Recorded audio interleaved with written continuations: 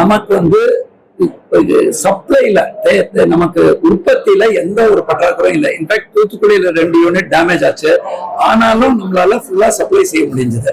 நமக்கு இப்போ போக்கஸ் பண்ண வேண்டியது என்னன்னா, வரும் ஆண்டுகள்ல நம்ம வந்து வரும் ஆண்டுகள்ல கூடுதலா சொன்னோம். அதனால்தான் இந்த ஆண்டும் ஏற்கனவே 1320 மெகாவாட் வந்து நம்ம உடன்குடியில இனாகிரேட் பண்ணா கூட கூடுதலா 600 மெகாவாட் அனௌன்ஸ் பண்ணிருக்கோம். ஆண்டுதோறும் காற்றாலை மற்றும் சோலார்ல ஒரு 1000 மெகாவாட் சொல்லியிருக்கோம். இந்த ஆண்டு முதலமைச்சர் நிதிநிலை அறிக்கையில ஒரு 3000 மெகாவாட், குறிப்பா நம்மளோட ஆலியார், அதுக்கப்புறம் வெள்ளிமலை, ஐ திங்க் 2 இடத்துல அந்த பம்ப் ஸ்டோரேஜ் அந்த ஆங்கிள் சொல்லியிருக்காங்க. அதுக்கப்புறம் 600 மெகாவாட் நம்ம சொல்லியிருக்கோம். இன்னொன்னு என்னன்னா, இப்போ மார்க்கெட்லயும் நல்ல அவைலபிலிட்டி இருக்கு. அதையும் நம்ம கரெக்டான ஸ்ட்ராட்டஜிக் பர்ச்சேஸ்ன்னு சொல்லுவோம். நீங்க பாத்தீங்கன்னா 6 ரூபாய் கீழே கிடைக்கக்கூடிய மின்சாரத்தையும் இந்த மாதிரி ஒரு கேப் பீக் ஏரியாங்கிறது கார்த்தால 6ல இருந்து 8, நைட் 6ல இருந்து 12, அதுக்கப்புறம் ஏசி பீக்குன்னு ஒண்ணு வருது. இப்பெல்லாம் 1 மணி வரைக்கும் பீக் இருக்கு. அதுக்கு தேவையான ஏற்பாடுகள் செய்திருக்கோம். சோலார் பீக்குன்னு சோலார் பீரியட்லயும் நமக்கு டக்குன்னு தேவை.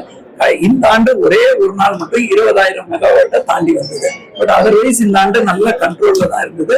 தேவைக்கேற்ப அனைத்து ஏற்பாடும் வரும் ஆண்டுகளுக்கும் நம்ம பண்ணிருக்கோம்.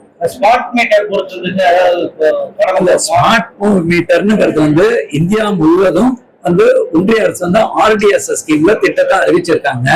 அந்த திட்டத்தை பொறுத்தவரை தமிழ்நாட்டை பொறுத்த வரைக்கும் நம்ம வந்து மீட்டர்ட் ஏரியாஸ் சொல்லுவோம். நம்ம நீங்க பார்த்தீங்கன்னா 85 லட்சம் பேர் வந்து 100 கிலோவாட் கன்சம்ஷன் கம்மியா இருக்கிறதுனால அவங்களுக்கு பில் போட போறது இல்லை.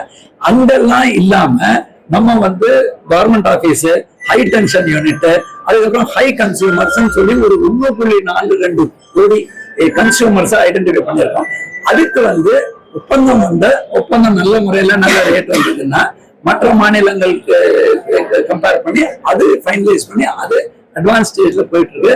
பட் அது இந்திய லெவல்ல ஒரு கொள்கை ரீதியான முடிவு கொண்டு வரணும். பட் நம்ம கொண்டு வரது என்னன்னா, யாருக்கு ஆக்சுவலா பில்லிங் பண்றோமோ அவங்களுக்கு கொண்டு வந்தா அவங்களுக்கு எவ்வளவு செலவாகுதுன்னு தெரியும், நமக்கும் எவ்வளவு செலவாகுதுன்னு தெரியுங்கிறது தான் திங்கிங். பட் இந்த மாதிரி மற்ற எல்லா செக்டருக்கும், வேளாண் செக்டரா இருக்கட்டும், தொழில் செக்டரா இருக்கட்டும், நம்ம எல்லாம் புரிந்து கொள்ள வேண்டியதுன்னா, தமிழ்நாட்டுல இருந்து இன்னைக்கு ஜிஎஸ்டி growth rate மேக்ஸ், அதுக்கப்புறம் தேவையான மின்சாரம் நம்ம வழங்குறோம்.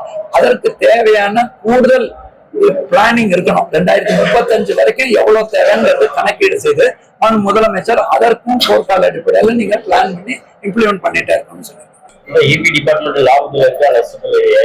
இல்ல, நஷ்டம் மிக அதிக அளவுல குறைந்திருக்குங்க.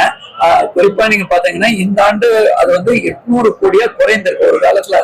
ஆனா அதே நேரத்துல நம்ம வந்து சுட்டி காட்ட வேண்டியது என்னன்னா, ஆண்டுக்கு 17,000 கோடி ரூபாய் வரைக்கும் நமக்கு சப்சிடி கிடைக்கிறது ஏற்கனவே நாங்க கொடுக்கறதுக்கு. அது இல்லாம நஷ்டத்தை ஈடு செய்வதற்கு தமிழ்நாடு முதலமைச்சரும் நம்ம அரசும் சுமார் 17,000 கோடி அவங்களும் கொடுக்குறாங்க. சுமார் 34,000 கோடி.